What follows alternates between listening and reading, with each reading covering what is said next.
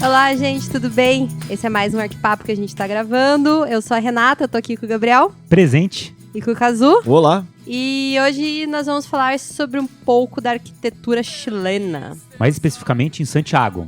Ok, vamos lá? Foi mal. Vamos lá, vamos lá, vamos lá. Vamos lá? Vamos lá.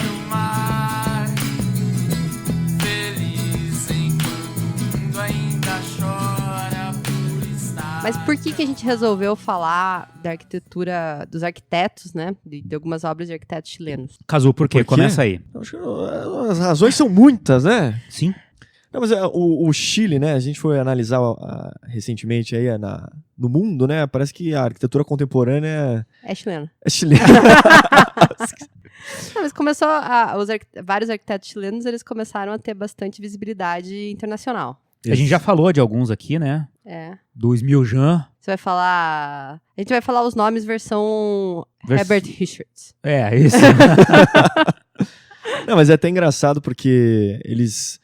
Assim, de certa maneira, o pessoal lá do Chile trata essa geração dos arquitetos chilenos como uma geração dourada. Assim. De certa maneira, alguns arquitetos da arquitetura contemporânea começaram a ter uma projeção internacional muito importante e a fazer trabalhos muito relevantes, né, no cenário da arquitetura. Assim. E até os nomes que eles citam aqui, né, como fazendo parte dessa geração, que é o Matias Klotz, o Alejandro Aravena, né, que foi o ganhador do Pritzker, o Smiljan Radic, né, que foi Da Serpentine Gallery, né? Aí tem a Cecília Puga e o Sebastián, agora. Como é que é o nome? Pouco importa. Pouco importa. Não, a gente tá falando assim dos arquitetos mais importantes chilenos no momento, mas pouco importa o nome dele. Vai, Renata, diga lá. Vai, eu vou Não pedir era ajuda Vena. à universitária latino-americana é isso? aqui. Irarrázaabal. Sebastián? Puta, agora que eu consegui falar. Né, Peraí, cara? vamos fazer do jeito certo aqui? Sebastião. Colocar no Google. Irarrázaabal. Esse cara aí. Ok. E a gente, acho que a gente, na verdade, escolheu algumas obras mais em relação à cidade de Santiago, né? Que tem muita coisa interessante para ver e tentou pegar um pouco das obras desses arquitetos e talvez alguns outros também que a gente selecionou.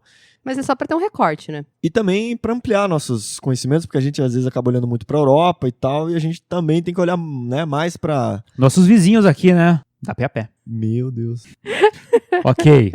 Mas de qualquer maneira, para quem já foi para Santiago, né, para quem não foi, também é uma cidade espetacular, fantástica, então vale a pena conhecer a cidade e a gente aqui faz essa pequena contribuição para você também ter algumas obras de relevância arquitetural, talvez, digamos assim. Então, por onde começamos? Vamos lá, Gabriel, Bom. solta a tua primeira Vamos começar, então. referência aí. Bom, primeiro eu acho que a gente com certeza vai disponibilizar as fotos de todas as obras do site e eu acho bem importante que você que está nos ouvindo acompanhe olhando as fotos das obras, porque são obras que talvez não sejam tão conhecidas para o público em geral e daí fica difícil sempre a gente explicar só descrevendo a obra, né? Então acho que você vai ter um aproveitamento melhor se olhar a foto delas. E vai ter no nosso site lá. Posso só...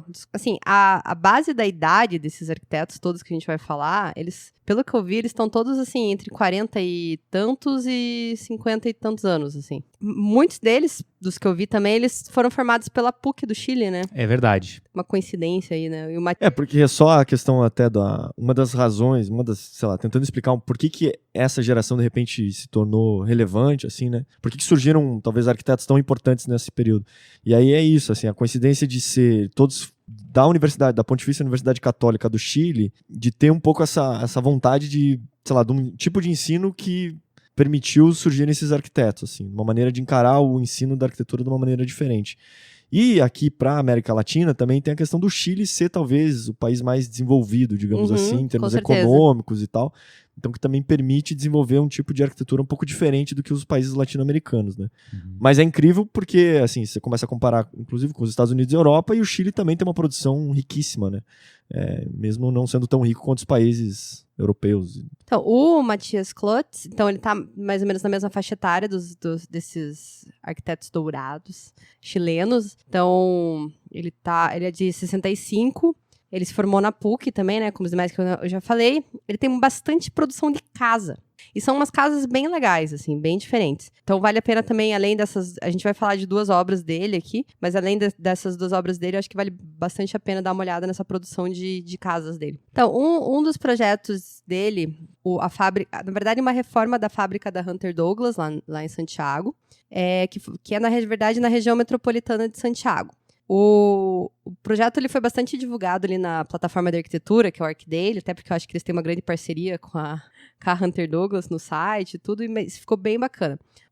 Era uma unidade fabril, que tinha várias estruturas construídas, e ao longo da história dessa fábrica foi construído meio desordenadamente, né, à medida da necessidade. Então, quando o Matias foi chamado, ele fez uma reorganização, fez quase um plano diretor ali do que seria a indústria, né, e além de construir um volume novo de refeitórios e as intenções que eles tinham, ele fez um novo tratamento para esses blocos já existentes da unidade de produção mesmo. Então ele fez uma fachada de material, todos aqueles materiais bacanas da Hunter Douglas. Todo mundo... Imagino que ele usou os Hunter Douglas, né? Então tudo aquilo que a gente sempre quer especificar, mas não dá, porque às vezes é meio, revestimento, é meio tudo. caro. Ele conseguiu usar lá na fábrica da Hunter Douglas, né?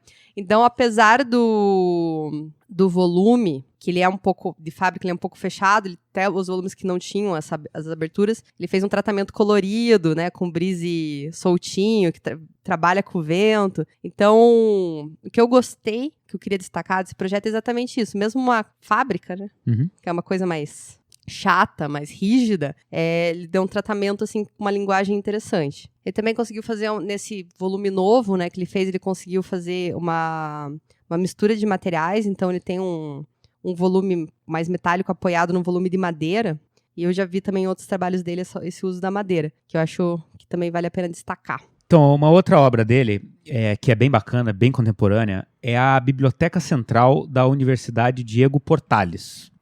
É um prédio que eu acho que é super atual, porque ele tem a sustentabilidade como a base para o projeto arquitetônico. Desde dos conceitos de utilização do prédio até o lugar onde ele está situado, né? Então, é assim, a UDP é uma universidade bem grande, com vários cursos, e o Matias entrou para o corpo docente dessa universidade, em 2001, como diretor da Escola de Arquitetura. Assim, há muitos anos, muitas universidades e escolas técnicas, elas se instalaram numa parte central de Santiago. Porque, assim, a localização facilita muito o acesso de estudantes, porque é perto de terminais e tudo mais, e também porque, na ocasião, aquela área era uma área degradada e as universidades conseguiam comprar grandes prédios mais baratinho. Então, para colocar lá 15 mil alunos lá, os caras, compravam um prédio que tava caindo aos pedaços lá e reformava, beleza, né? E a UDP cresceu pra caramba nas últimas décadas e ela tem hoje lá 60 mil metros quadrados de universidade.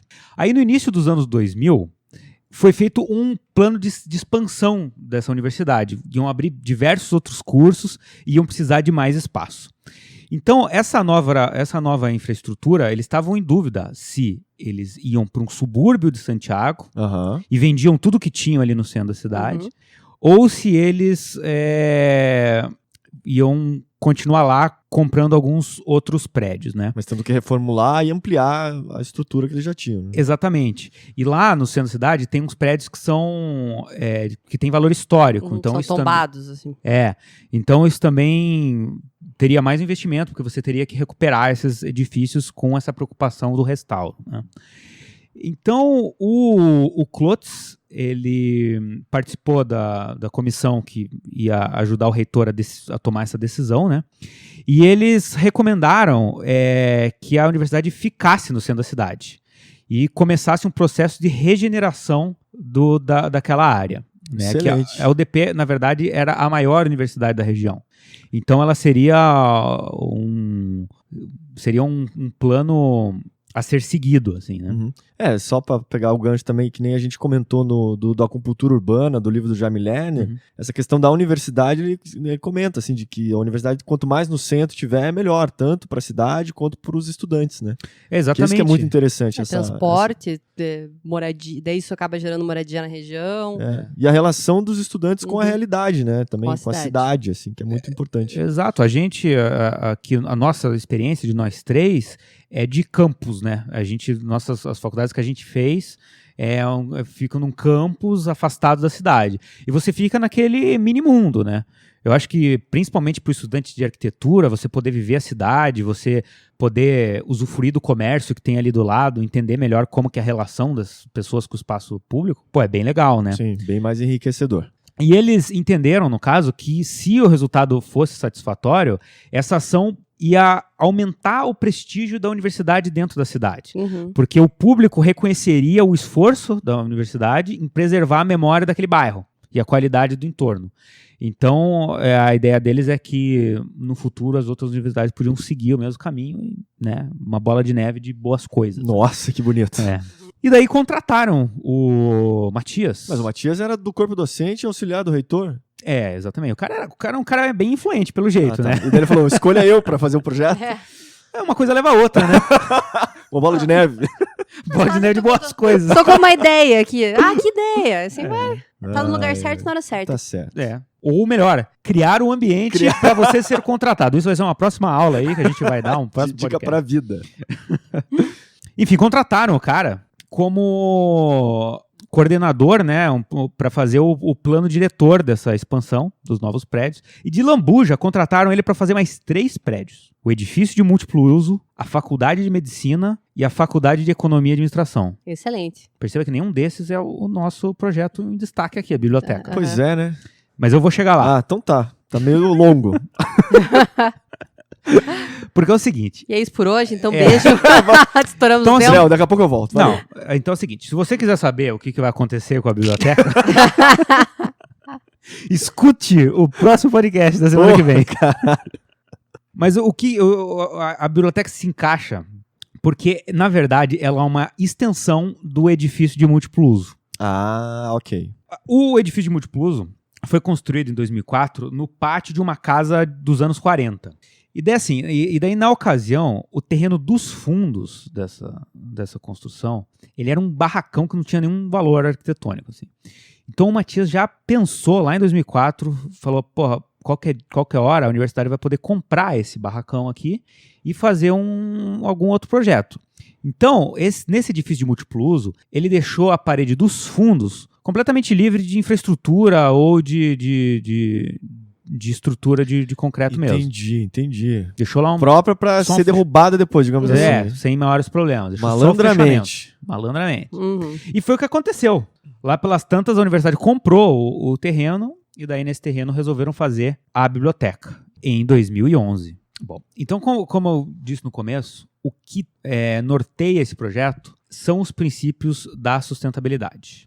Ele diz o seguinte...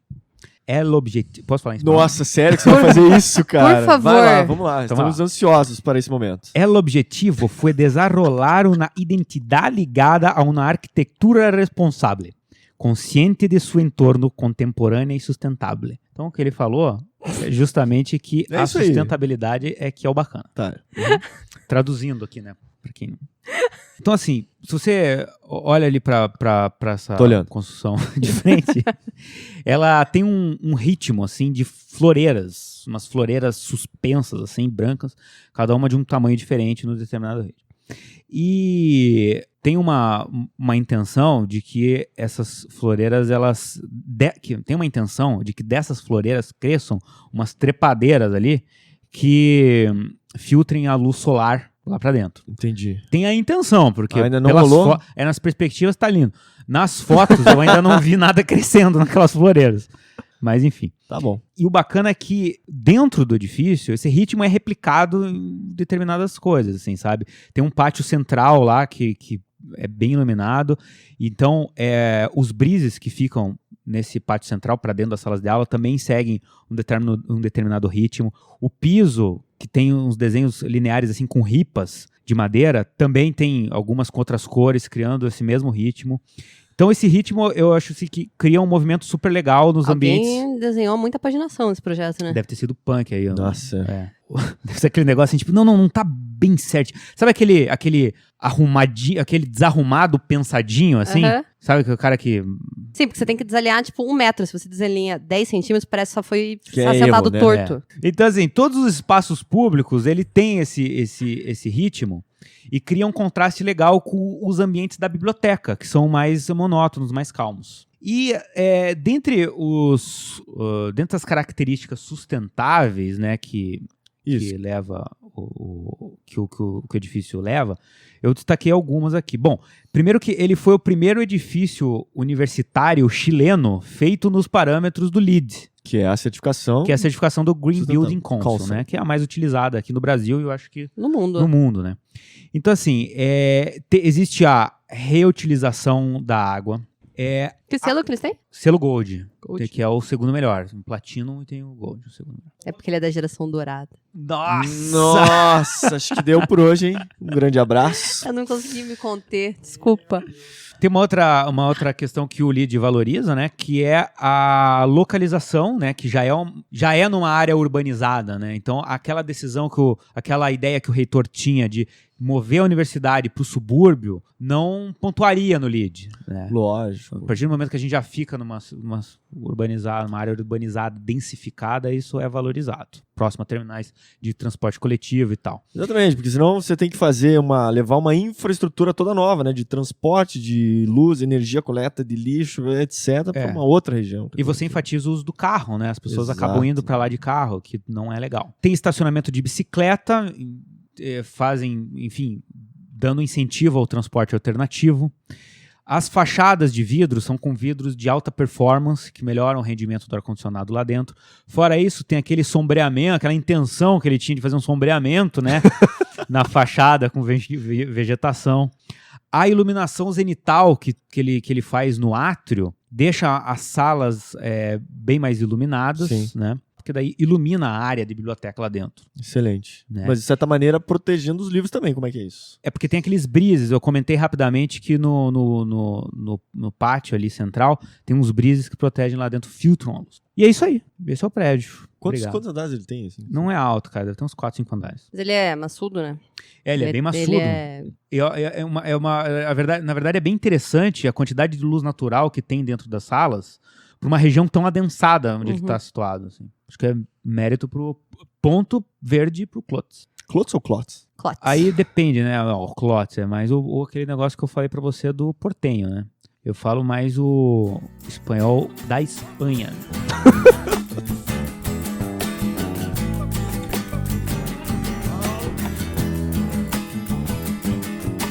Bom, eu vou falar de um outro aqui, que daí não tem nada a ver com a geração dourada, né?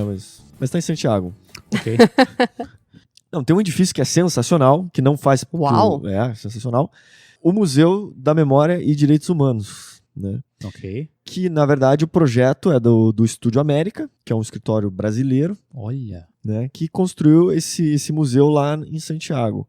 E o projeto é fantástico, né? O projeto, a obra em si Quem for para Santiago tem que visitar obrigatoriamente. Bonitão mesmo. Fachada tipo cobre, assim, não? Exatamente. Então, assim, isso aí foi um concurso, né? E quem ganhou o primeiro, então, foi o Estúdio América, que os arquitetos eram o Mário Figueroa, o Carlos Dias e o Lucas Fer. O interessante é que o Mário Figueroa, ele nasceu no Chile, né? Mas ele mora muitos anos em São Paulo e tal, etc. Então, mas ele tem essas raízes chilenas, né? E esse projeto, na verdade, foi dentro de um concurso. E a ideia ali era fazer um museu, era fazer a execução da obra em 2 etapas, né? A primeira que seria a parte do museu e a segunda que seria fazer o que eles chamam de Centro Matucana, que fazia parte do Ministério da Educação. Então seriam 2 blocos distintos. Como é que é o nome do centro? Matucana? Matucana. E foram feitos os dois? Só foi feito o museu. É sempre assim, cara. É. Eles enchem o saco da gente pra fazer um negócio em 2 fases, eles só fazem uma. Puta que pariu. Quem são eles? Com A sociedade. A sociedade. Mas o que é interessante desse concurso, porque às vezes acontece aqui em concursos aqui no Brasil, né? Isso, o Gabriel tá até um pouco reclamando aí das etapas, mas acontece de, às vezes, o projeto que é aprovado no concurso, na hora de execução ou na hora de fazer o projeto executivo, ele é, né, assim, tem que ser alterado completamente, né? E esse museu, assim, ele, depois que foi feito o concurso e tal, ele basicamente foi construído, edificado, o projeto que realmente havia sido apresentado no concurso, né? Legal. O que aconteceu? Só contando brevemente a história aqui, mas é porque o Chile também passou por uma ditadura militar, que nem aqui no Brasil e tal, né? O Augusto Pinochet, etc e tal. E a ditadura, se não me engano, vai até a década de 90 ali, comecinho da década de 90. Em 2007, eles resolvem fazer um concurso internacional, né, a ideia da presidente lá, da Michelle Bachelet, que era fazer um museu para expor um pouco do que aconteceu na ditadura do Chile, né? Então, até como forma de trazer o conhecimento, de educação também da população em relação ao que é isso. Um museu da memória. Exatamente, dos direitos humanos. Não, que isso assim, só fazer um parênteses, mas em relação ao Brasil, a gente tem um pouco essa dificuldade de saber exatamente o que aconteceu na ditadura aqui. Então, são poucas coisas que são reveladas, tem muita coisa que tá meio em sigilo, em segredo e tal. Enfim. E no Chile eles tiveram essa ideia de abrir as caixas pretas de tudo que aconteceu, né? Expor aquilo, os desaparecidos e tal. O que acontece? Todo grande presidente ou político quer que as coisas sejam inauguradas dentro dos seus mandatos. É, claro. Né? Quem não, né? Afinal, elas ficam marcadas por isso. Então, logo que eles fizeram o concurso, né, em 2007 e tal, e a ideia foi de que a obra pudesse ser, o projeto fosse super rápido e a obra pudesse ser agilizada o quanto antes, né? Então, em 2010, ela é inaugurada. Deu certo, então. Deu certo. O que os arquitetos daí comentam, né, o pessoal do Estúdio América comenta, é que o tema da ditadura já é por si só um tema super pesado. Sim. Então eles procuraram fazer um edifício que talvez fosse um pouco mais leve, né? Que tivesse um pouco mais de iluminação natural, que tivesse uma coisa mais, sei lá, mais tranquila, né? Porque todas as exposições, ou as coisas que estariam ali sendo mostradas já teriam uma carga emocional muito grande. Então, e se você olhar esse museu do Chile, ele é bem leve, puro, aberto, etc, né? Então, assim, basicamente, acho que esse é um prédio famoso, então, né, vocês talvez já tenham visto as fotos, quem não viu, vá ver agora. Então, basicamente, assim, é uma quadra que ela foi criada uma praça rebaixada, né, em relação ao nível da rua. E aí, esse edifício do museu foi colocado, vamos supor, sobre essa praça rebaixada, então fica meio que uma barra suspensa, assim, né? Legal. Nessa praça. O que é super interessante é que ele conseguiu fazer essa integração com a estação de metrô que tem no subsolo, então é super fácil chegar no museu.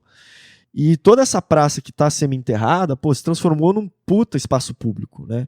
Como tem as escadarias de acesso, isso virou arquibancadas. Então hoje, para eventos culturais, de cinema, de teatro, de música, etc. Galera usa ali. Exatamente. Então, assim, aquelas ideias que a gente fala de generosidade, de gentileza com a cidade, com o entorno, é muito importante.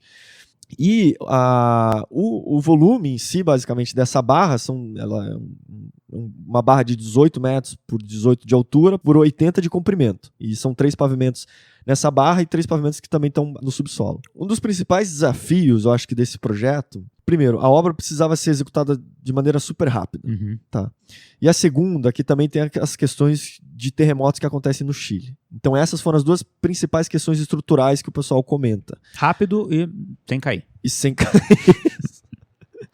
Então, dentro disso, eles optaram por utilizar estrutura metálica pela velocidade de execução. Então, se você pensar, essa barra, na verdade, é como se fosse uma grande viga Verendel. Tá, ok. Sabe, Uau! Sei. Que é a viga Verendel, que é a própria estrutura, né? Digamos assim, é uma viga gigante que é uma ponte. é uma ponte que é o próprio prédio, exatamente. E aí o que acontece? Eles tinham que fazer daí vários montantes verticais para ajudar na estruturação, né? E se você olhar que todas as estruturas elas são meio tem umas formas meio tortas. Uhum. Tortas ou em Parece uma diagonais teia. e tal, parece. E a razão, eles falaram assim, fazendo essas inclinações, você poderia aumentar a quantidade de travamentos. Então ajudaria mais na estruturação dessa viga Verendel, né? E além disso ajuda a suportar toda uma pele de vidro que tem, né? E daí na frente dessa pele de vidro tem um revestimento externo, né? Que são placas de cobre perfuradas. Né, Tá, então tem a pele de vidro, tem um espaço, daí tem as placas de cobre. Exatamente. Outra questão, eles optaram por fazer o revestimento externo todo de cobre, de chapas perfuradas de cobre. Uma das razões é porque o Chile é um dos maiores produtores de cobre. Nossa. Tá? E essa questão das placas perfuradas, enfim, permite a entrada de luz natural, filtrada, etc. E ao mesmo tempo, para quem está de dentro, permite visualizar a cidade. Então tem essa... De dia. E é legal porque as placas de cobre, que são verdes, elas têm já tem uma coloração diferente, né? Cada placa é um pouco diferente a coloração, e conforme o tempo vai passando, a ideia é que essas placas também vão mudando de cores, então elas são meio mutantes, digamos assim. Mas assim, é um edifício super interessante, tanto na parte externa dessa questão da relação com a cidade, é muito legal, e quando você entra dentro do museu também ele é muito dinâmico, assim, de ter algumas sacadas internas, algumas coisas que geram perspectivas internas muito interessantes. Eu, quando visitei, assim, não conhecia muito da história da ditadura do Chile e tal, e realmente quando você entra naquilo, você começa a entender um pouco, você vê como é pesado tudo aquilo, né? Toda aquela história de sofrimento e tal. Porque também não conta só sobre o Chile, acho que dá uma pincelada também sobre as ditaduras que aconteceram na América do Sul e tal, latinas. E é interessante também a gente dar uma olhada só, fazer uma análise no sentido de uma das relações que ficam até meio evidentes, assim, porque o Estúdio América, né, os arquitetos são de São Paulo e tem muita essa influência da escola paulista, né, tanto nas questões do Paulo Mendes da Rocha, da Lina Bobardi e tal. Então, eu acho que tem uma relação muito forte, principalmente se você pegar a obra do MUB, que é o Museu Brasileiro da Escultura, que é do Paulo Mendes da Rocha. Assim, tem algumas relações de concreto aparente que eles também usam no Museu da Memória, mas acho que principalmente outros elementos, como o espelho d'água, o vão livre, a praça aberta, né? Esses outros espaços externos, essa relação com a cidade, que é muito evidente essa relação, né, da escola, digamos, paulista. E aí é interessante pegar todos esses elementos junto com um arquiteto que tem uma relação com o Chile e aplicar isso com também entendendo alguns conceitos locais, né, de material local, de conceitos da região, do local onde foi inserido e tal. Então é muito interessante poder fazer essa relação, quem depois puder dar uma olhada e comparar os dois é muito legal. Assim. Muito boa a relação.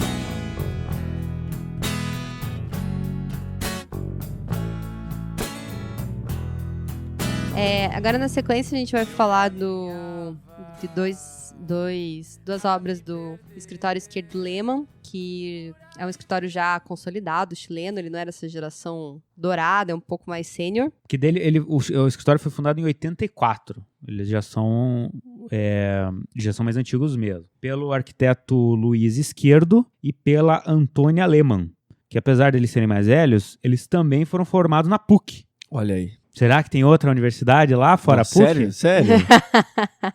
Não tem da biblioteca que você falou? Tem, é verdade, tem da biblioteca. Talvez seja mais recente.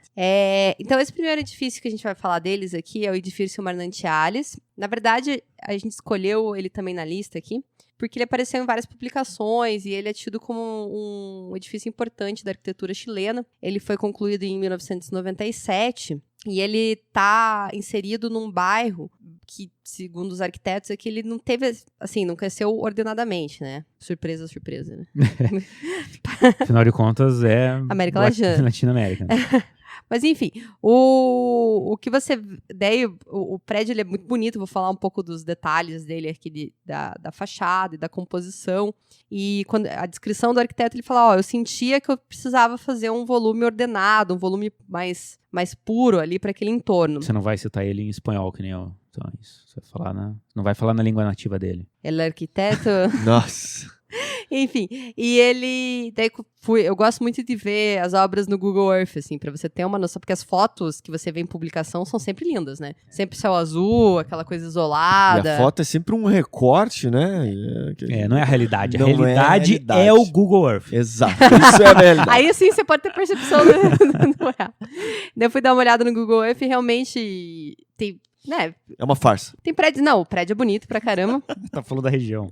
Mas na região, assim, tem prédio de tudo quanto é tipo. Do lado dele tem um neoclássico e do outro lado da rua tem um puta prédio gigante, assim. Então, entendi o que ele quis dizer com essa ordem, essa necessidade de fazer uma ordem nesse edifício, assim. Dar um respiro pra paisagem mesmo.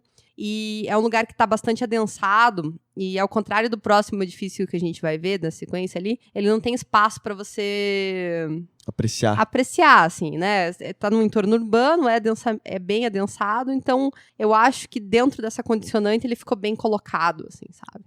Mas ao mesmo tempo ele dá a fachada tem uma leve brincadeira, tem, assim, né? exatamente. De confusão também, né? Exatamente. Então é um prédio, ele é um edifício de escritórios, ele tem a planta bastante livre e tem bastante da estrutura na fachada. Então ele fez a laje junto com uma viga invertida e um joguinho de pilares, assim, com uns em diagonal, outros retos e em diferentes posições nos diferentes andares. Isso dá uma composição bastante interessante para a fachada e tira a monotonia do que seria um edifício comercial qualquer, assim. Entendi. E esses pilares são redondos e foi um puta estudo estrutural isso, na verdade, para como que iam ser feitos esses carregamentos sucessivos. Ele não é um edifício muito alto, ele tem 17 andares, mas acho que é os 4 subsolos.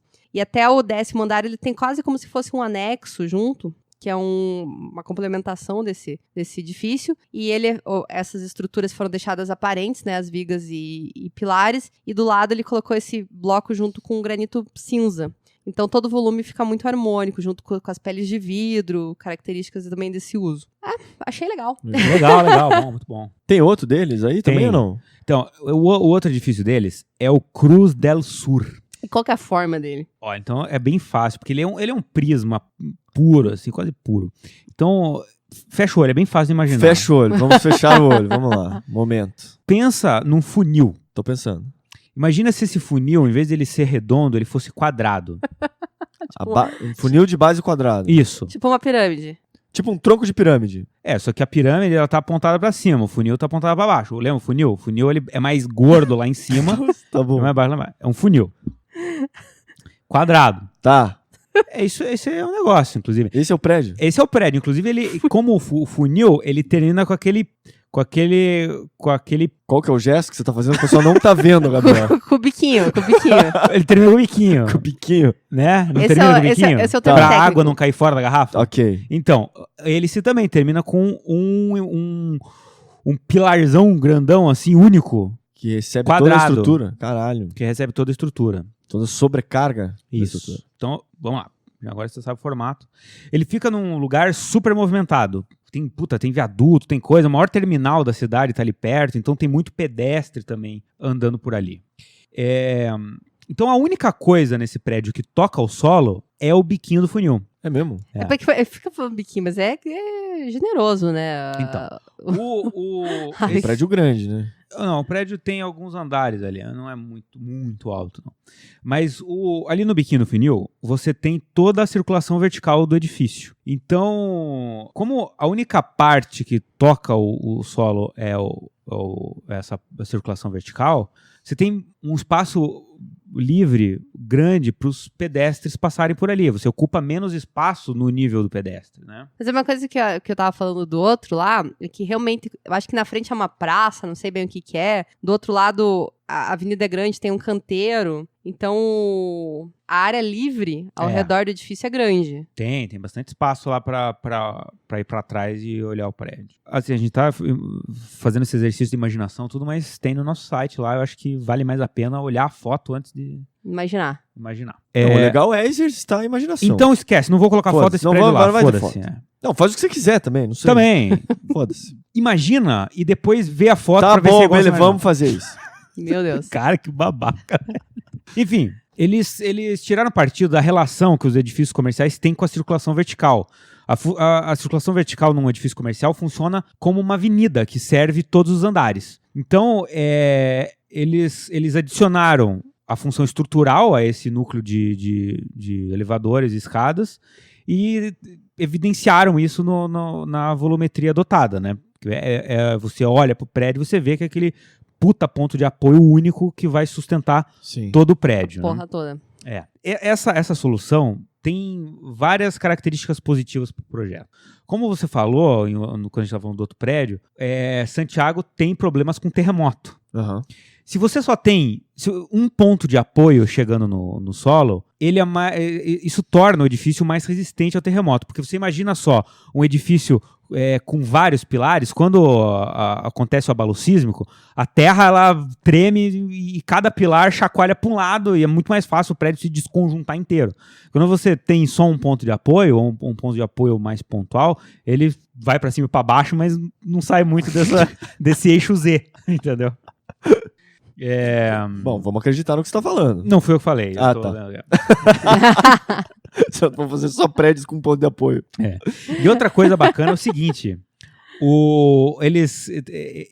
esse ponto de apoio centralizado torna muito mais fácil você fazer o subsolo. Ah, fica muito mais livre, não é Muito mesmo? mais livre. E o troço tem 6 andares de subsolo. Porra. Então, tipo, eles têm só esse núcleo de circulação vertical, e daí o subsolo ele é maior do que isso, né? E tem os pilarezinhos próprios do subsolo. Esse formato, ele também tem uma outra vantagem, que é o seguinte: os andares mais altos, que são os mais valorizados, eles ficam maiores. Tem umas plantas maiores, exatamente. Então isso torna o prédio mais lucrativo, rentável, mais lucrativo, né? E assim, como os pilares todos estão concentrados na parte de circulação vertical central do edifício, isso faz com que o edifício tenha uma planta livre, né? Uhum. Ele é livre de pilares nas plantas tipo ali, né?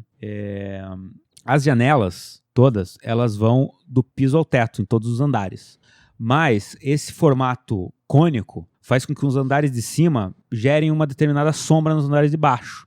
Então, as salas são iluminadas, mas não pega o sol direto. Tipo, o próprio andar de cima é uma marquise pro andar de baixo. Exatamente. Legal. Mas faz sentido na fachada norte-sul, né? Porque na leste-oeste não adianta nada. Não adianta nada. Mas por isso que ele tem uns pilares verticais também. Foi bem pensado. Próximo.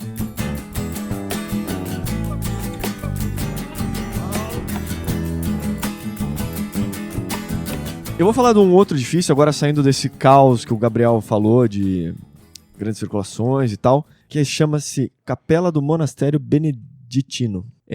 Esse aqui é um edifício que fica meio fora da região, assim, não fica muito centralizado ali, mas que é interessante pela história dele. Ele é a primeira obra moderna do Chile, da arquitetura moderna do Chile, declarada Monumento Nacional em 1981. E quem que fez essa obra-prima? O projeto consta de 2 arquitetos. Um é o Gabriel Guarda e outro que é o Martim Correia. Os 2 se formaram em arquitetura, tá? Só que eles decidiram virar monges. Que bonito isso. Ou antes ou depois e tal, mas eles são monges, na verdade. Tá, ok. Então o que acontece? Eles foram a única obra que eles fizeram. Fizeram e daí viraram monge. Ou viraram monge e fizeram só essa obra pro monastério, na verdade. Tá. Então os 2 nasceram em 1928 e essa obra ela é construída em 62 e 64. É muito interessante o espaço porque ela tem alguns conceitos dessa coisa da arquitetura moderna, de coisas talvez do concreto aparente, de iluminação bem pensada e tal. E essa foi a única obra que eles fizeram, né? Então, e se você não gostar dela, vale pela vista, de qualquer maneira, né? Fica num lugar alto, dá pra ver a cidade. dá pra ver os anjos, toda coisa. Mas assim, na entrevista que eu vi do Martim Correia, que ele comenta que o espaço da capela não é sagrado por si só, né? Então, mas é um espaço que ele queria fazer um espaço para encontrar pessoas, para encontrar comunidade, e que fosse um pouco essa ideia de conversar com Deus, enfim, com alguma energia com a qual você acredita. Mas é isso que torna sagrado, né? Então, ele queria poder criar esse espaço mais intimista, mais de introspecção e tal. E qual que foi a principal sacada que ele teve lá, que eles tiveram, foi de poder trabalhar de diferentes maneiras com a entrada da iluminação natural. Se você for ver, cara, ele faz tipo vários rasgos, várias coisas, encontros e desencontros dos blocos de paredes, de piso, e isso vai entrando luz de diferentes maneiras. É muito interessante dar uma olhada nisso, porque são efeitos que vão trazendo essa ideia da introspecção, de você ter um aspecto mais religioso, espiritual e tal, que eu acho que ele conseguiu dar esse efeito, assim, e a arquitetura propiciando isso, né, que é muito, muito legal. Inclusive no altar aqui, eu vi que entra uma luz bem diferenciada, né? Exatamente. Bem cênica, né? Bem cênica, E como a luz vem, ele sempre tenta trazer a luz bastante refletida, então ela não te ofusca, ela né? Ela não marca a parede, assim, Exato. né? E junto com isso, então, ele mantém essa coisa do concreto aparente, só que pintado de branco. Então ajuda na reflexão da luz e tal. Eu acho que assim, tem muito da influência da igreja do Le Corbusier, lá da Rochamp, né? Que tem essa ideia de trazer a iluminação de diferentes maneiras, né? Mas é isso, assim, é uma obra que ela procurou estar sem quase nenhuma ornamentação, assim, digamos, ela tenta se manter pura, né? E são basicamente 2 volumes que se encontram para formar essa capela.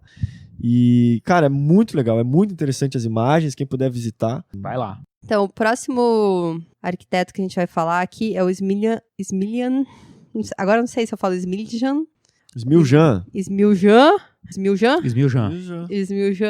Radic. Isso. Na verdade, a gente falou um pouquinho dele lá quando nós gravamos o... Serpentine Gallery. Obrigada. Gravamos o podcast do Serpentine Gallery. Fala Smiljan de qualquer jeito, mas é Serpentine Gallery, né? Porra. Não, mas é o nome do cara, né? Porra. E ele era, até aquele projeto, assim, ele não era conhecido internacionalmente. Mas ele já tinha uma produção grande no Chile, bastante experimentação, né?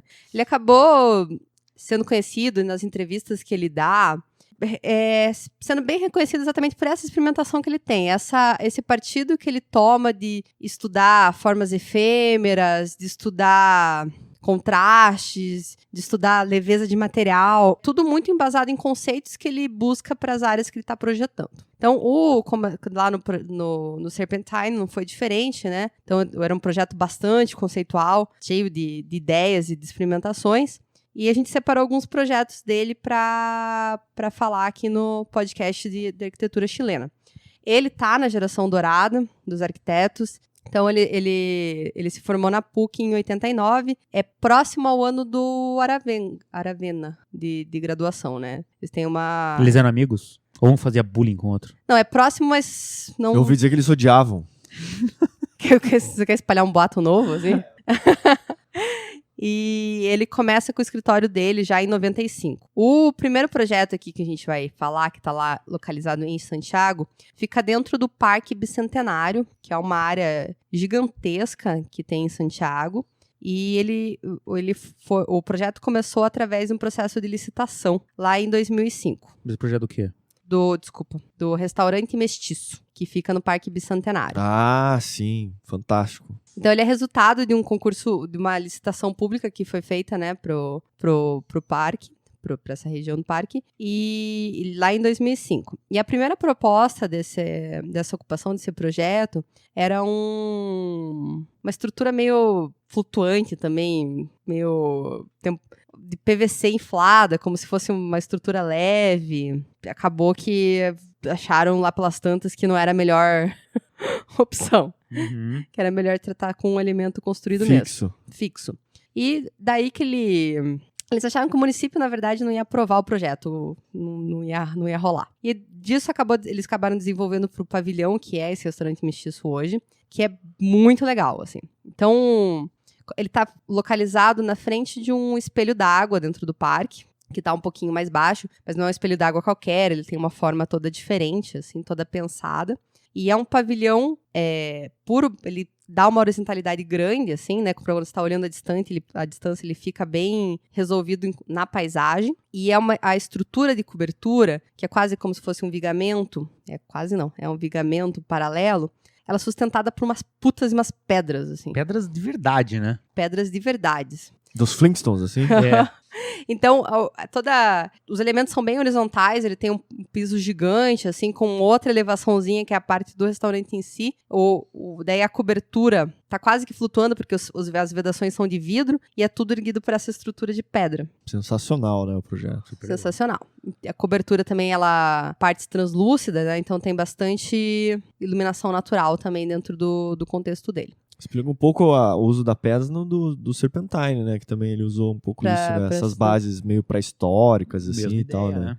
Ele quer criar, tipo, esse contraste de peso com leve. digamos assim. O elemento pesadão com o elemento bem... E aquilo do rústico. Se bem que é madeira, lá não tem tanta coisa tão polida lá nesse mas projeto. mas O vidro o aço, né? o A aço, estrutura de aço o bem... vidro, o concreto. É. Ele tem um piso de madeira. Então tem também uma maestria ali de conjugar vários tipos de materiais. Esse é o menorzinho que a gente vai falar dele, assim, só pra começar a pincelar.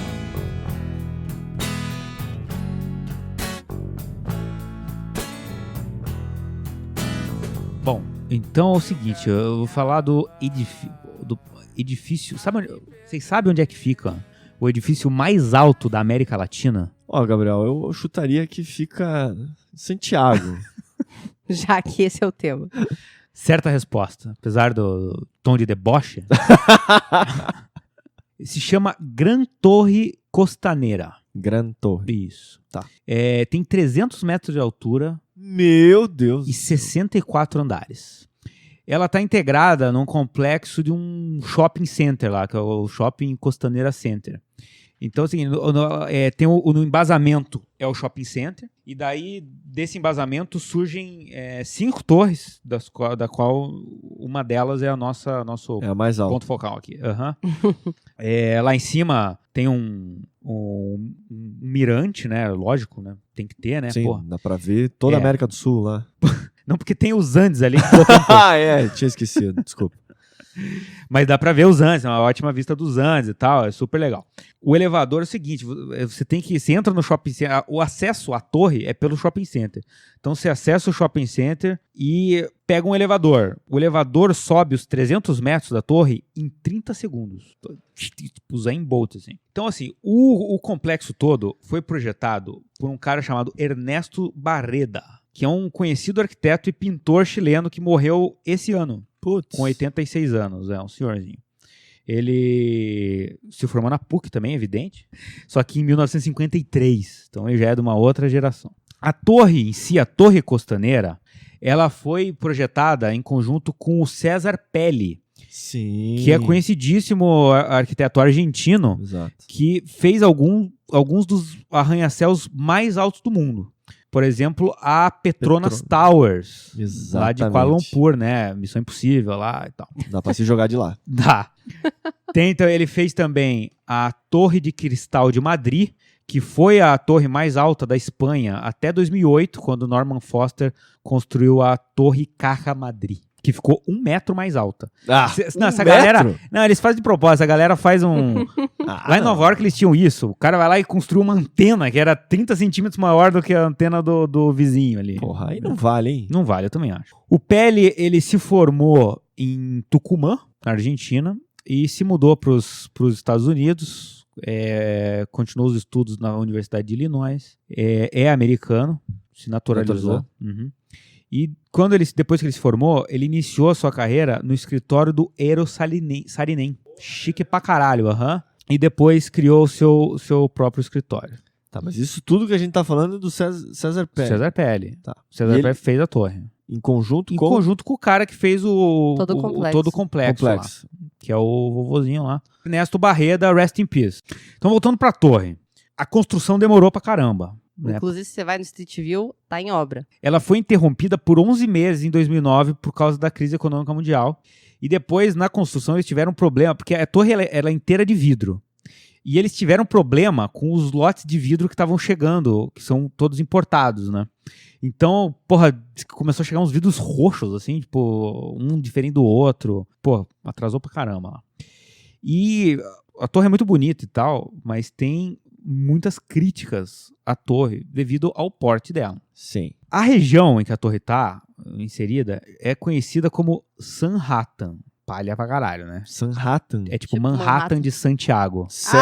Sério. Que horror. Não basta Sorro e Brooklyn? Não. E assim, é uma região que já tá super saturada. O trânsito lá é super denso, é uma região bem caótica desde a inauguração em 2010 de uma outra torre, que é a Torre Titanium, que era a mais alta do Chile, até a chegada do Costaneira. Então, tem gente pra caralho no tal do Sanhattan lá, né? No Sim. bairro dos caras. Então, tráfico de veículos, pessoa pra lá pra cá, é um caos.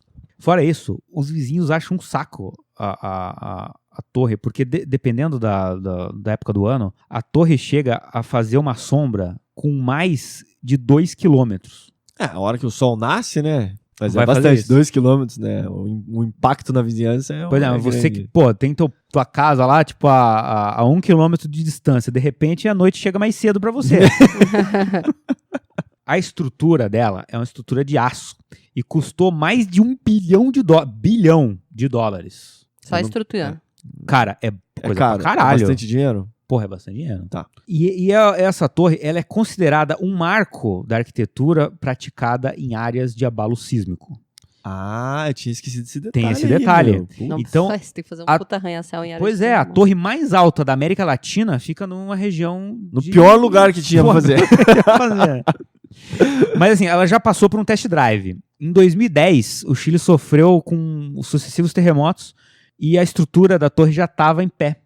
E ela diz que não sofreu danos significativos. Significativos. Entenda do jeito que quiser. E é isso aí, essa é a torre. Bacana. Pouca coisa, mas interessante. Tem outro edifício que é super importante aqui, que é o edifício da CEPAL. A CEPAL se tornou uma comissão econômica meio que da ONU, que foi criada lá em 1948 e tal, mas ela surge para ajudar no desenvolvimento da América Latina, tá? Tá. Então promover essas relações econômicas, etc e tal.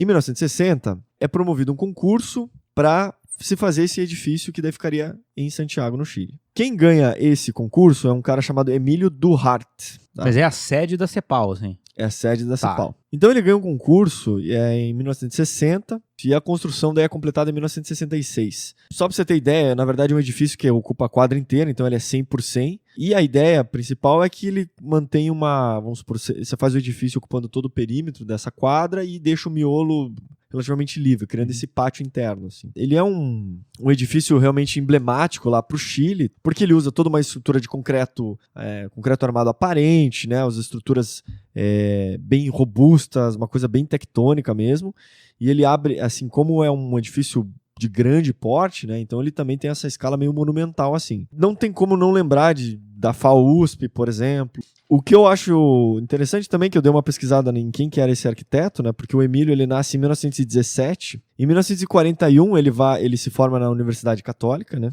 Em 1942, ele vai estudar com o Gropius na Universidade de Harvard. Porra. Né? E aí passa também a ser assistente do Walter Gropius lá. Depois que ele consegue esse Masters lá em Harvard, ele vai estudar na Sorbonne, em Paris, né? Cara. E aí também começa a ter contato com o Le Corbusier e trabalha com o Le Corbusier nos projetos que o Le Corbusier estava fazendo na Índia. Então toda essa influência que ele sofre do Le Corbusier já numa outra etapa de vida, de tipos de projeto que o Le Corbusier estava desenvolvendo, ele absorve muito dessa arquitetura, né? E acaba representando nesse edifício aí que acaba sendo meio emblemático, assim. Vou falar agora um pouquinho de um outro projeto do Smiljan Radic, que é o projeto da nave, né? A nave é uma sala de artes cênicas e é bem livre. Ela tem são espaços para artes, né? Para artes cênicas em geral, que tratam-se de caixas de múltiplo uso, assim, que podem ser adequadas ao artista que está trabalhando lá.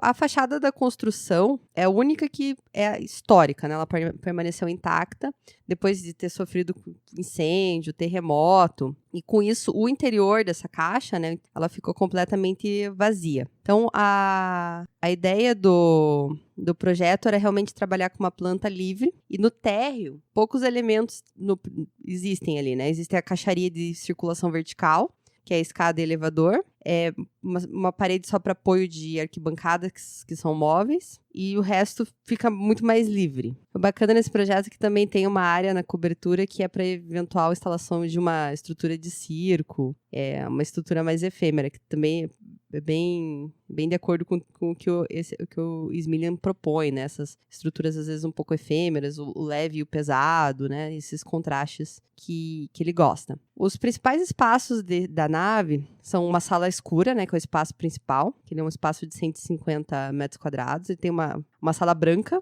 que tem 130 metros quadrados. Além disso, ele tem salas de ensaio, que são umas salas de 60, 50 metros quadrados. E também tem residência, que é para abrigar os artistas, né? Que podem abrigar até 10 artistas simultaneamente. Além disso, essa parte da cobertura que eu falei, ela tem uma vista bacana para a cordilheira. E ela também é uma área que tem 750 metros quadrados, né? Que ele pensou nessa área de colocar uma tenda de circo, alguma coisa assim. O que eu queria também falar um pouco da obra do Smiljan é que ele trabalha muito com a fragilidade aparente, né? Então, as coisas, elas parecem serem sensíveis, serem delicadas, serem bem frágeis. No entanto, ele, ao mesmo tempo, trabalha com contraste de materiais mais naturais, mais rústicos, como a pedra lá do restaurante mestiço, ou até naquele que a gente falou do Serpentine Pavilion também, né? Que é uma casquinha bem fina, também apoiada sobre pedras. E a produção dele, ela se concentra mais em objetos de pequenas escalas, né? Casas, restaurantes, até museus um pouco maiores, mas ele não faz grandes projetos, assim, de muitos 1000 metros quadrados. E ele também, quando você vê as entrevistas dele, as falas dele, ele parece ser uma pessoa simples. Também tem a personalidade dele parece também desse apego dos materiais mais simples, naturais, né? Enfim, só queria dizer que eu sou fã.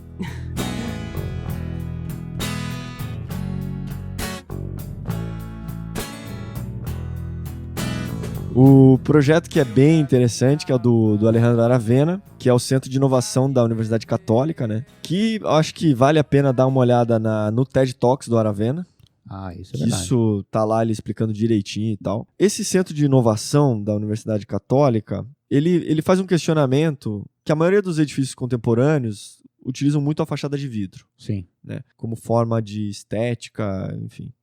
E ele fala assim, bom, evidente que você pode tratar com vidros termicamente melhores, mas exige uma tecnologia muito avançada e nem sempre eles funcionam tão bem. Às vezes tendo que usar muita energia de ar-condicionado e tal para conseguir manter um clima agradável dentro dos edifícios. O que ele propõe? Ele propõe inverter essa lógica. Então ele faz assim, imagine que a gente põe as paredes robustas para o lado de fora, e deixa toda a parte, digamos, de um vazio, de um núcleo central envidraçado. O que é o princípio disso? É que você cria uma barreira térmica, né, para o calor não entrar, não ter essas trocas tão constantes dentro do edifício, e cria um vazio que recebe toda uma iluminação zenital, e a partir disso que o edifício é iluminado, né, para você ter uma fachada interna envidraçada, né. Eu acho que ele tem um efeito muito, muito importante nisso, que é, para as pessoas que trabalham dentro do edifício, elas passam a ter umas relações muito melhores, né? As pessoas se veem, as pessoas veem as pessoas circulando, trabalhando, vivenciando e tal. Quer dizer, ele se preocupa muito com essas relações internas. E, ao mesmo tempo, com essa preocupação de sustentabilidade, de melhorias energéticas e tal, que é muito interessante. É legal assistir o TED Talks dele, porque ele explica de uma maneira bem melhor do que eu estou fazendo agora aqui. Mas um outro prédio do Aravena que fica na Universidade Católica são as Torres Siamesas, que é um projeto bem famoso dele. Na verdade, a Universidade Católica não é só um berço de grandes arquitetos, é um berço de grandes obras também. Tem muita obra legal dentro do campus da Universidade Católica. A gente está citando aqui 2, mas na nossa pesquisa a gente viu, sei lá, uma meia dúzia que a gente poderia estar falando no podcast. E as Torres Siamesas é um dos edifícios mais bacanas que tem lá. Lá dentro, a universidade abriga tudo que é relacionado a computadores. E assim, só para ilustrar rapidamente a construção, é uma torre de 9 andares, não é muito alta, e ela é bipartida nos andares mais de cima. O embasamento, então ela é única no embasamento, e ela se transforma em 2 torres lá pelo 7º andar. Então são poucos andares lá que são bipartidos. E essa torre, ela tá em cima de um embasamento de madeira. A história do prédio é a seguinte: no início, foi solicitado para o Aravena uma torre de vidro. Ok. Então, era só isso que ele tinha que fazer: torre e vidro. Volume prismático. Primeiro problema, o vidro. Segunda torre.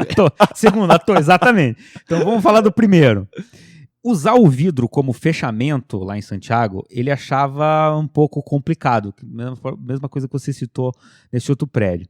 Porque Santiago faz muito frio no inverno. E no verão sempre é necessário proteger os ambientes internos porque acaba precisando de ar-condicionado. Ok, existem soluções no mercado de vidros de alta performance que podem sanar esses problemas. Só que ele chegou numa conta e barraram no problema do custo. Segundo o Aravena, essa pele de vidro custaria cerca de $120 por metro quadrado, o que era considerado alto pelo pessoal da universidade. Até ele chegou a pesquisar esses vidros especiais, chegaram para ele com umas soluções assim, de vidro espelhado, que ele não achava que ia ficar legal também na obra dele. Então, ele resolveu pensar o seguinte: em vez de eu fazer uma pele que resolva todos os problemas, então possa resistir às intempéries, à chuva, ao envelhecimento, regular a luz e ainda por cima controlar as perdas e ganhos de calor, ele falou, não, talvez seja mais econômico fazer mais de uma pele.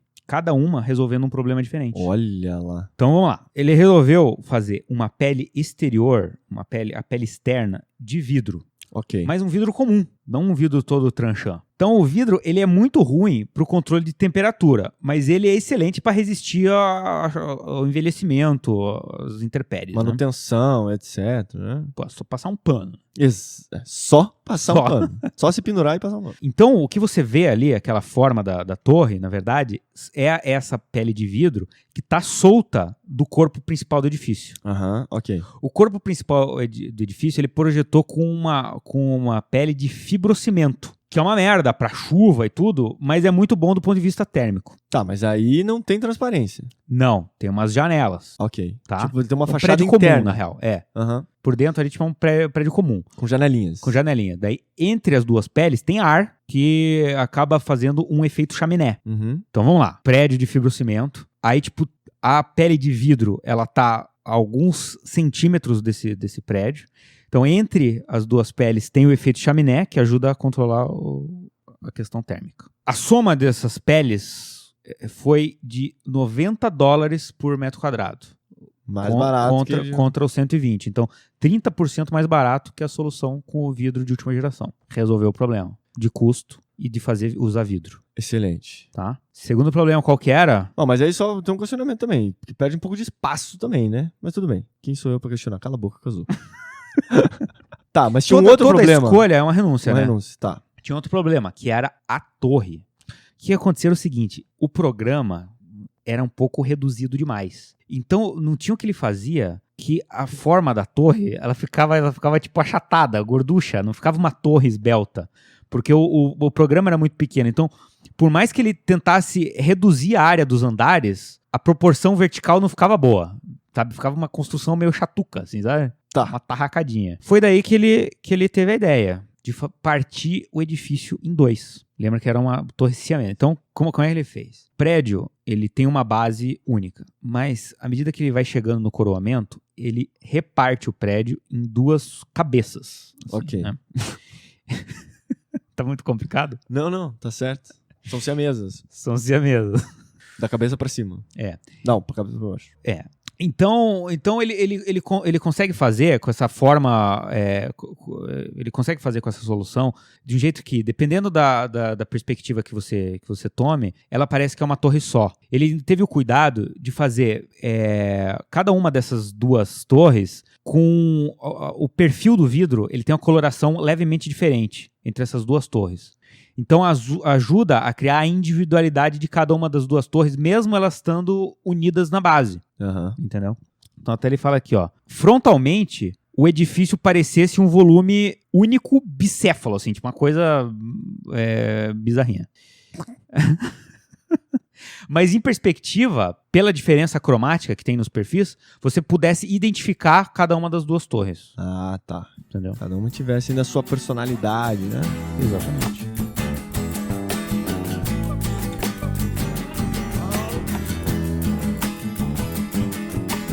Só gostaria de citar alguns aqui que eu acho que ainda vale a pena, além desses que a gente já comentou, né? Que é o Centro Cultural Casa da Moeda, que é do arquiteto chileno chamado Christian Undurraga. Algo assim. Ele é construído embaixo de uma praça, então ele tá ali 6,5 metros abaixo da praça. Tá enterrado o edifício. E aí ele recebe toda uma iluminação zenital e tal, é muito legal.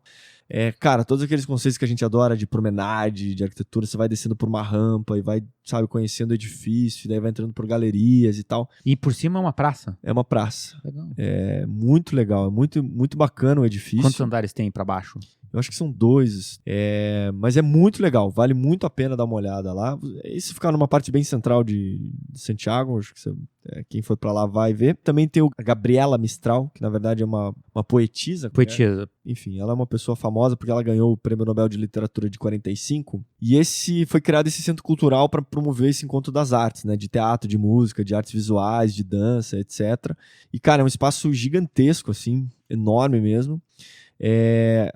Antes de existir esse centro cultural, em 72, foi construído um edifício para ser a sede da 3ª Conferência Mundial do Comércio e Desenvolvimento das Nações Unidas. Bom, o que acontece? História da ditadura, aquilo vira um centro de operações militares. Porra. E aí acaba a ditadura, etc., né? Mas aquele edifício ficou com esse estigma de ser um edifício do poder militar, da ditadura, de opressão e tal.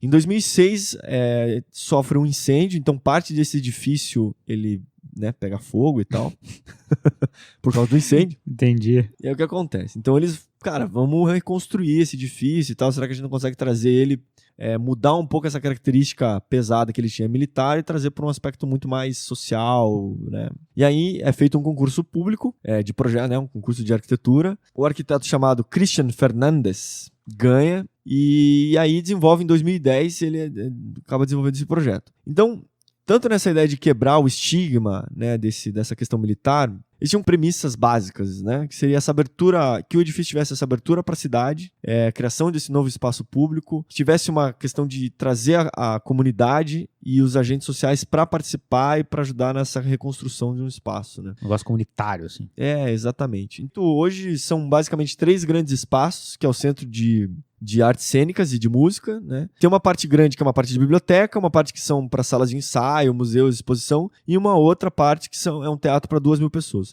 Todos esses 3 volumes, eles estão unidos, uma cobertura enorme de aço cortem, assim. Então, é um edifício que tem uma escala gigantesca, assim, dentro da cidade, mas que todo esse volume de aço cortem acaba unindo todos esses blocos e acaba criando entre eles acabam criando espaços públicos e tal, que é muito utilizado pelas pessoas lá da região. Então, tem 3 casas do Pablo Neruda.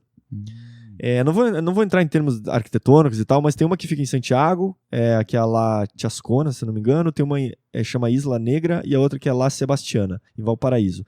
Eu visitei 2, a que fica em Santiago e a Isla Negra. Mas é legal por causa da história, assim, né? É legal pelo caso da história, e eu acho que em termos arquitetônicos também vale, porque é o seguinte, o Neruda, dizem assim, que ele contratou um arquiteto lá, que era o Germán Rodrigues, etc. Só que o Neruda era um cara que mudava o projeto constantemente, então... Pô, tu conhece o estilo. Conhece, né? Uhum. Então existe essas personalidades, esse tipo de cliente. Ainda mais casa, né? Então, o que acontece? Ele mudou pra caramba, então o arquiteto chegou uma hora que falou, esse projeto nem vou assinar, isso nem é meu e tal. Mas é engraçado que tem vários conceitos interessantes que o próprio Neruda trazia, e por talvez ele ser esse homem meio intelectual e tal. Meio? Tipo, o cara é Nobel. Meio intelectual. Mas que, cara, são conceitos bem interessantes das casas que vale a pena.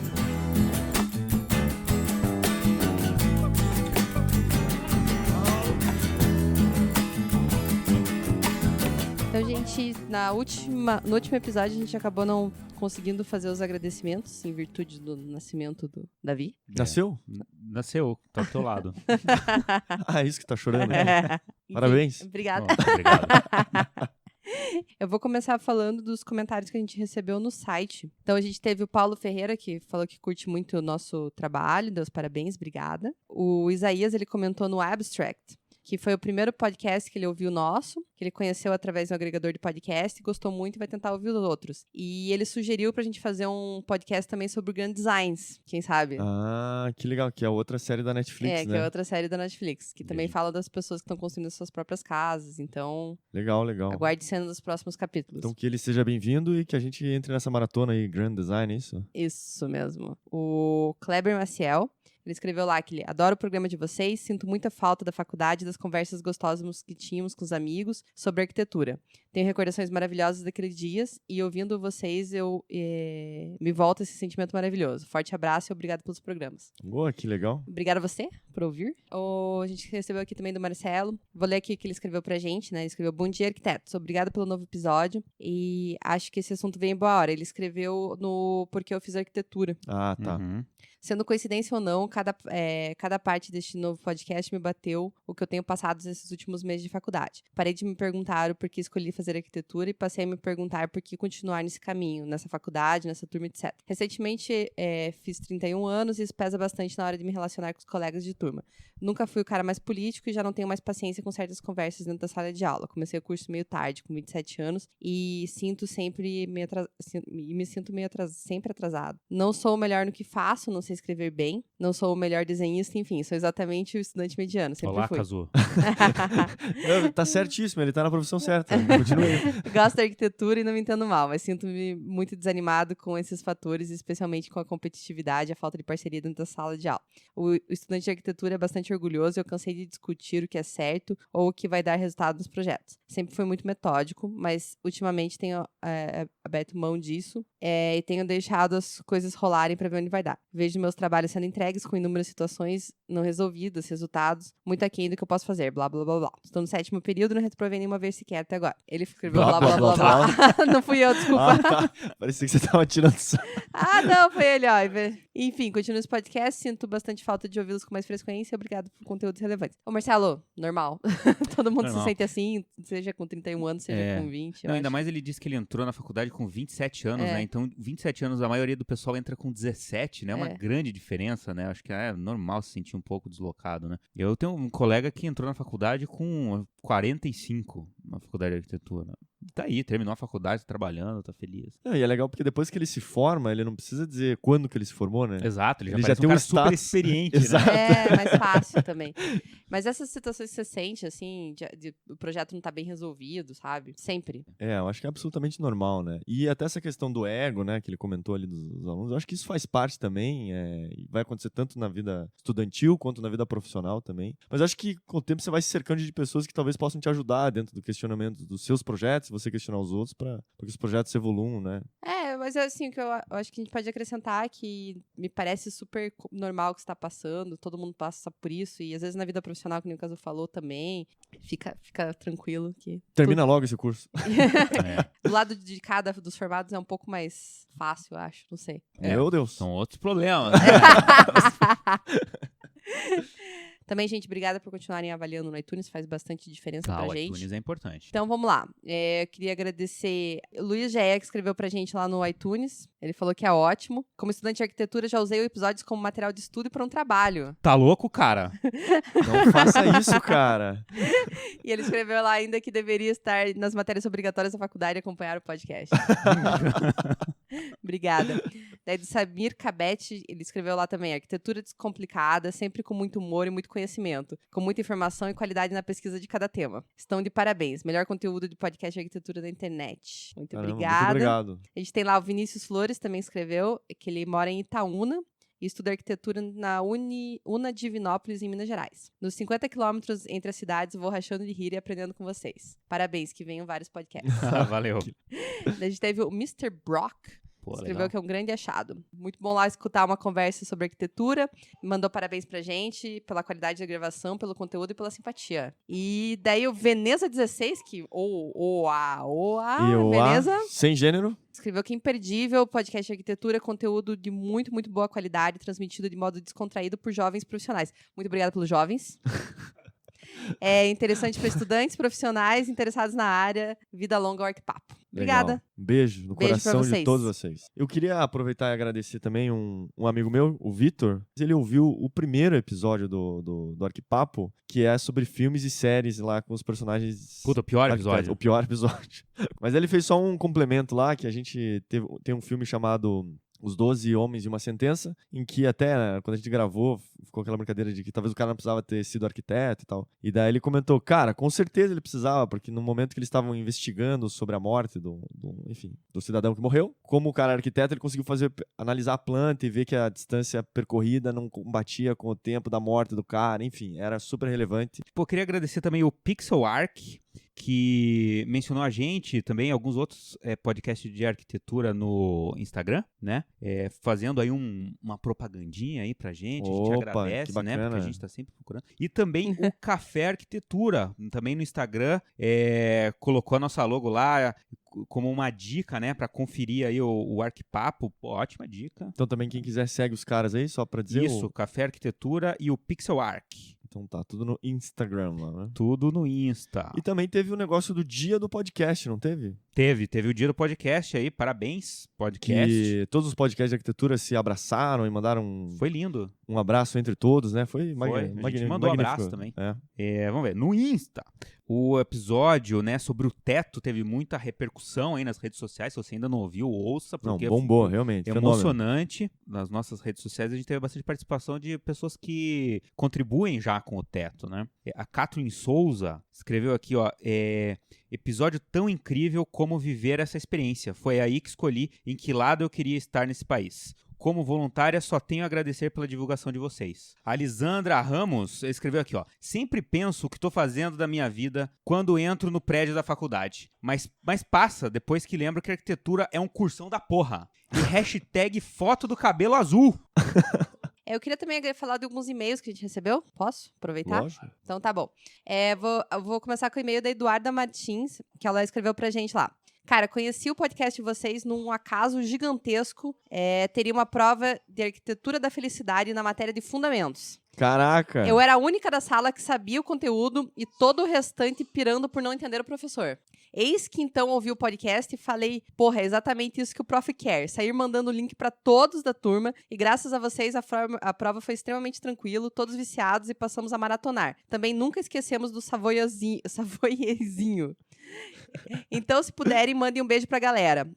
Então, vou mandar aqui pra todo mundo. Léo de la Pria, Emily Ronck, Stefane Moraes e todos da Arc Uningá de Maringá, Paraná. Enfim, aprendo demais com vocês. Obrigada por tudo. Cara, e ela que mandou... genial! E foi fantástico que ela mandou a foto da prova com a nota. Sério? Então, o pessoal lá com, tipo, nota pra cima de 8 lá. Então, fantástico. Parabéns. Olha lá, galera. Obrigada. Que bom que a gente não falou muita besteira, então. Porra, Aí. Pô, ninguém tirou 10. Pô, mas também, né? Ninguém leu a porra do livro, cara. Então parece que dá pra estudar pelo Arquipapo. 10 a gente não garante. Garanto o seu 8. Ouça Arquipapo. Vamos lá. A gente recebeu outro e-mail do Thiago Bruzesi, que ele mandou lá. Galera, boa noite. Acabei de chegar de serviço e estava ouvindo vocês. Preciso muito fazer projeto, mas parei um tempo para escrever por vocês. Obrigada pela prioridade. Porra, que legal. Primeiramente, gostaria de parabenizá-los pelo trabalho que fazem com o Arquipapo e agradecer pelo mesmo, por nos trazerem um excelente conteúdo e conhecimento e ainda nos alegrar mesmo nos dias complicados. Independente é sempre bom ouvir vocês, seja pelos conteúdos ou pelas risadas. Segundamente, risos. No último episódio foi falado algumas questões sobre o porquê escolheram arquitetura e como são as rotinas e tudo mais. Curti bastante, por sinal. Ainda mais saber que no meu serviço funciona exatamente desse jeito. Hoje eu trabalho numa agência digital, então fazemos sites, campanhas e tudo mais. Inclusive, a Renata comentou que gosta dessa área também. Gosto mesmo. E por mais que tenham trocado o site e a logo recentemente, seria um prazer imenso contribuir para vocês nessa parte. É quase um sonho meu. Opa. E se um dia precisarem de ajuda quanto aos sites e tudo mais, podem realizar esse sonho, beleza? Gente, precisa muito. Cara, a Renata estará entrando em contato.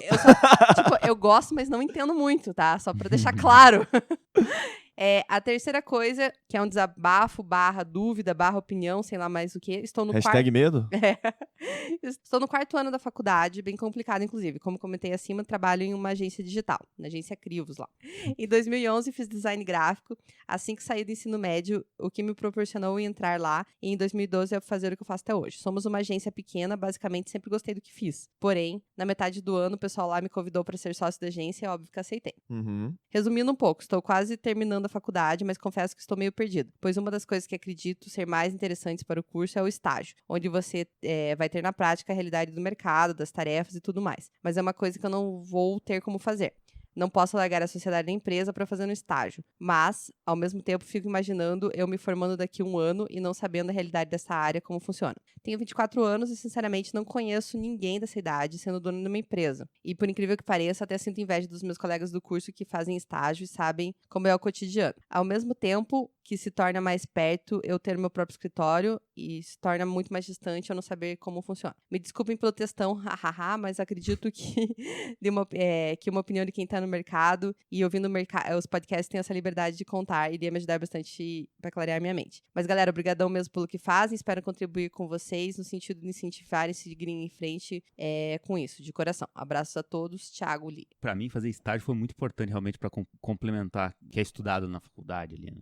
Eu entendo a dificuldade de tempo, assim, e com certeza o fato de você ter uma empresa fantástico, né? Claro. Os caras novo pra caramba, já tá aí no mercado de trabalho, indo bem. O que, de repente, daria pra você fazer é tentar fazer uns freelance por fora. Eu sei que o horário não deve ser... Não deve ser fácil, Não deve ser fácil com faculdade e trabalho e tudo mais. Ou, de repente, se você tiver alguém mais próximo, que você tenha flexibilidade de horário, né, pra trocar uma experiência, seria bacana. Claro que o fato de você se formar não vai fechar portas pra você trabalhar com outras pessoas, assim. O estágio é mais fácil, porque você tá com esse rótulo de estagiário, então você tem mais flexibilidade, mas ninguém se forma já sabendo tudo, né? Então, sabe muito pouco, né? Sabe muito pouco. Então, depois que você terminar a faculdade, você vai ter um pouco mais de tempo também. Se permita também saber que você começa, você também vai estar aprendendo. Mas é isso aí. Mas obrigada pelo contato. Cara, genial. A gente adora receber e-mail, né? A gente adora. É legal quando as pessoas expõem também o pensamento. Acho que é isso que a gente quer também, né? Principalmente que teve um dos e-mails que comentou a respeito da troca de ideias na faculdade. Tá um pouco isso também, né? Que a gente, mesmo depois da faculdade, ou ali, enfim, quem ainda tá na faculdade, mas que possa trocar ideias ainda sobre arquitetura, sobre experiências profissionais e tal, que eu acho que isso que é muito bacana. No Facebook aqui, quero só mandar um abraço pra Jasmine Luiza, que sugeriu um tema aí pra gente, né? Quem sabe na próxima temporada aí a gente vai fazer. Que é qual? Não posso Segredo? contar. É claro. Do Sérgio Ferro. Bem legal. Então tá. Como é que as pessoas entram em contato com a gente? Então, existem muitas formas de entrar em contato com o Arquipapo. Você Vamos pode uma entrar a em uma, contato pelo Instagram, que você pode entrar em contato pelo @Arquipapo. Além disso, tem o meu perfil no Instagram, que é @Renata_Denizê, o do Kazu, que é @KazuMaoski, e do Gabriel, você não consegue falar com ele. Não. Então foda-se. No Facebook, a gente também é @Arquipapo. E a gente tá no Twitter, embora não... Vamos parar de falar Twitter. Tem nosso e-mail. Tem nosso e-mail, que é o contato@arquipapo.com.br. E você pode comentar no nosso blog, que é o arquipapo.com.br. Não esqueça, se você ainda não avaliou no iTunes, 5 estrelas lá pra gente. Só 5, é o que nos interessa. A gente ainda vai achar o cara que deu 4 estrelas. Também atrás. E lembrar que quem quiser manda as mensagens também de maneira privada também, né? Tanto no Instagram quanto no Facebook e tal. Às vezes gente, se você não quiser ser divulgado, é bom avisar pra gente. Mas a gente divulga tudo aqui. Fala tudo aqui. A gente fala tudo aqui que é o nosso coração aberto. Beleza? Valeu? Beijo no coração. Até daqui Até a a 15 próxima. dias. Isso aí. Beijo. Falou. Tchau. Alegria das crianças no dia de Natal é todo Significa o quê? Não precisa também. Assim... que eu guardo quando estou pra chegar. Porra, sério, Gabriel? Quanta maturidade. Pra chegar. Mas aí ele tem que criar 2 circulações verticais, né? É verdade. Até eu não sei como é que foi ali, né? Precisava dar uma olhada na planta, né? Responder.